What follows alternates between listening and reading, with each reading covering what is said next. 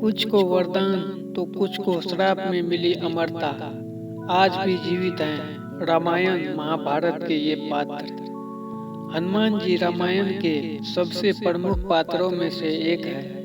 उन्हें प्रभु श्री राम के प्रति अपनी अटूट भक्ति और निष्ठा के लिए जाना जाता है। जब हनुमान राम जी का संदेश लेकर अशोक वाटिका में माता सीता के पास पहुँचे तो माता सीता ने प्रसन्न होकर उन्हें अमरता का आशीर्वाद दिया था। जब देवता स्वर्ग वापस लौट रहे थे तो श्री राम ने हनुमान जी से कहा कि वह पृथ्वी पर ही रहे और यह सुनिश्चित करे कि पृथ्वी पर सब ठीक चल रहा है। महाभारत जैसे कई ग्रंथों के रचयिता देव व्यास भी अमर पात्रों में से एक है। वह सत्यवती और ऋषि पराशर के पुत्र हैं। महाभारत के साथ साथ उन्होंने 4 वेद, ऋग्वेद, यजुर्वेद, सामवेद और अथर्ववेद की भी रचना की है।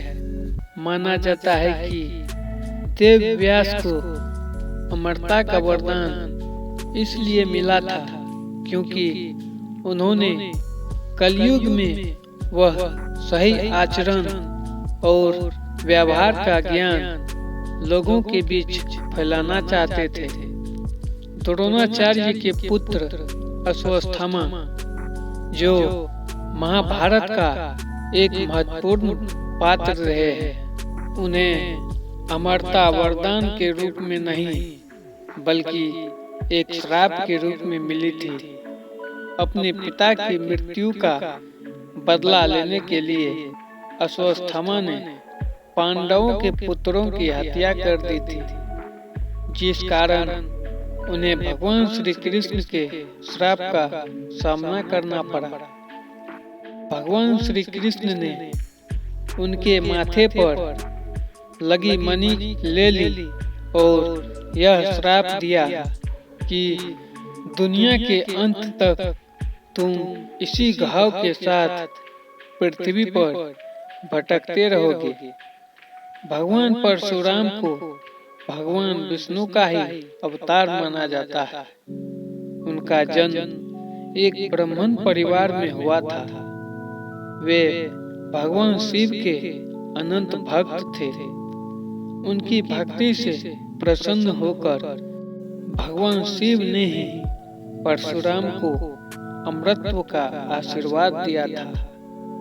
परशुराम के बारे में कहा जाता है कि उन्होंने 21 बार पृथ्वी को क्षत्रिय विहीन कर दिया था।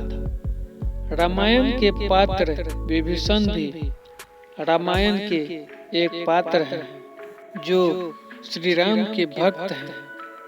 रावण का भाई होते हुए भी उन्होंने राम के प्रति अपनी भक्ति नहीं छोड़ी।